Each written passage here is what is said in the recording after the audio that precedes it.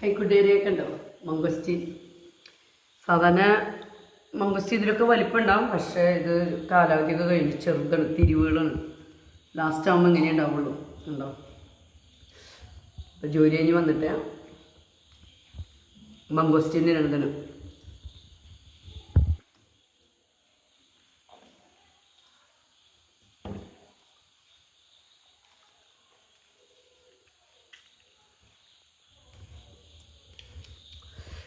Bus ഇറങ്ങി വരുമ്പോൾ സുരേഷേൻ്റെ വീട്ടിൽ പോവും.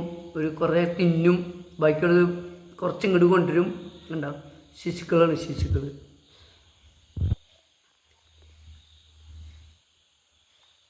കുരുവില്ല, കുരു.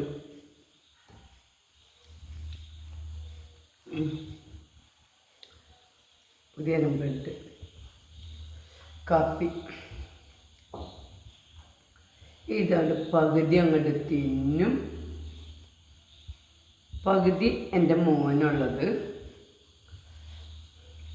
ജോലി കഴിഞ്ഞ് വരുമ്പോൾ കഴിക്കുന്നുണ്ടെന്ന്. ഇന്നത്തേത് വീഡിയോ ഇതാണ്.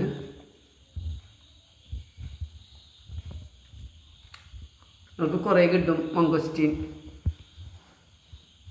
പരിയാരം പഞ്ചായത്തിൽ ഒത്തിരി ഉണ്ട് മംഗോസ്റ്റീനും റംബുട്ടാനും. അപ്പോൾ സ്ഥലം മേടിച്ച് വീട് വയ്ക്കാൻ താല്പര്യമുള്ളവരൊക്കെ പരിയാരം പഞ്ചായത്തിലേക്ക് പറയട്ടാണ്, ഇങ്ങനത്തെയൊക്കെ വയ്ക്കാം.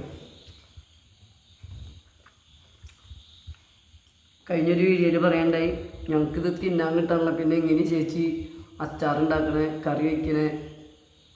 ഞങ്ങൾക്കിവിടെ ഇതിന് ബുദ്ധിമുട്ടില്ല, ഒത്തിരി ഉണ്ട്. ഒരു 100-95% വീടുകളിൽ റംബുട്ടാനും മംഗോസ്റ്റീനും ഉണ്ട്. തൊണ്ടുകൊള്ളാം, തിരുവേള. സുരേഷ് ഏട്ടൻ ഞങ്ങൾക്ക് എന്നും തരും കുറേ. റംബുട്ടാൻ എന്ന് പറഞ്ഞാൽ ഇതിപ്പോൾ ചെറുതല്ലേ, ഇതിൻ്റെ വലുതുണ്ടാവും. അത് നമ്മൾ ഫ്രഷാണോ അല്ലെങ്കിൽ കേടില്ലാത്തതാണെങ്കിൽ ഇതിങ്ങനെ ഞെക്കുമ്പോൾ എല്ലാവരുടെയും പതുക്കനെ ഞെങ്ങണത് കംപ്ലൈൻ്റ് ഒന്നുമില്ല, നല്ല പഴമാണ്. ഞങ്ങാത്തത് അതിന് കംപ്ലൈൻ്റ് ഉണ്ടാവും, അതിന് കേടുണ്ടാവും എന്നാണ് നമുക്കറിയാം. അപ്പോൾ വിദേശങ്ങളിലേക്ക് അയക്കണതൊക്കെ ഇങ്ങനെ ഞെക്കി നോക്കും. ഞെക്കി നോക്കുമ്പോൾ സോഫ്റ്റ് ആണെങ്കിൽ അത് നല്ല പഴമാണ്. പിന്നെ അതേപോലെ വലിപ്പം ഉണ്ടാവും.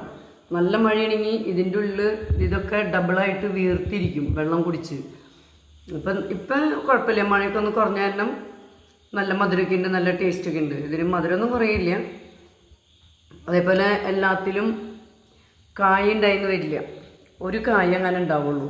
പിന്നെ നമുക്കിത് അറിയേണ്ടത് ഇതുമ്മേ എത്ര ഇതളുണ്ടെന്ന് വെച്ചാൽ അത്ര ഇതള് പഴം ഇതിൻ്റെ ഉള്ളിലുണ്ടാവും.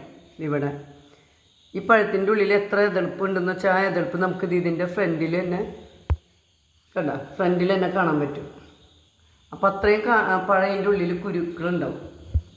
അപ്പോൾ അങ്ങനെയാണ്. ഇനി തൊണ്ടിനൊക്കെ നല്ല കട്ടിയാണ്. അണ്ണാനൊക്കെ നന്നായിട്ട് കഴിക്കുന്നത്, അണ്ണാനൊക്കെ നല്ല ഇഷ്ടമുള്ള സംഭവം അത്. പക്ഷെ വർഷക്കാലം ആകുമ്പോൾ, നല്ല മഴയുടെ സീസണാകുമ്പോൾ കുറേ കേട് വന്ന് കുടമ്പളിയുടെ ഉള്ളിൽ മഞ്ഞ കളർ വരുന്ന പോലെ ഇതിൻ്റെ ഉള്ളിലും മഞ്ഞ കളറ് വരും.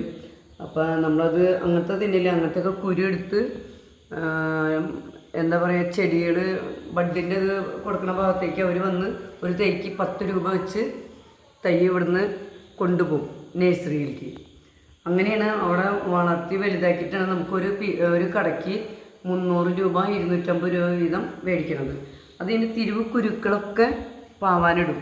അതിന് പണിക്ക് ആളെ നിർത്തി കുരു പൊളിച്ച് ചാക്കുമ്പടി ഉണ്ടായിരിക്കും ഓരോ തോട്ടത്തിൽ നിന്നും. അത് പണിക്ക് ആളെ നിർത്തി അതിനെ പാവും ഓരോ കവറിലാക്കിയിട്ട്. അപ്പോൾ മംഗോസ്റ്റീൻ്റെ കുറച്ച് കഥകളൊക്കെ അറിയില്ലേ. പിന്നെ 1 സെൻറ്റ് സ്ഥലം ഉണ്ടെങ്കിൽ അതിൽ ഒരു 1/2 സെൻറ്റിനോട്ടോളം മംഗോസ്റ്റീൻ്റെ കടയുടെ ഇലകളൊക്കെ വന്നിങ്ങനെ തൂപ്പൊക്കെ വന്നിങ്ങനെ അത്രയും സ്പേസ് കൊണ്ട് പോവും. പഴമൊക്കെ ഉണ്ടാവും, സ്പേസ് കൂടുതൽ വേണം. അപ്പോൾ ഇനി നമുക്ക് അടുത്ത വീഡിയോയിൽ കാണാം. ഓക്കേ.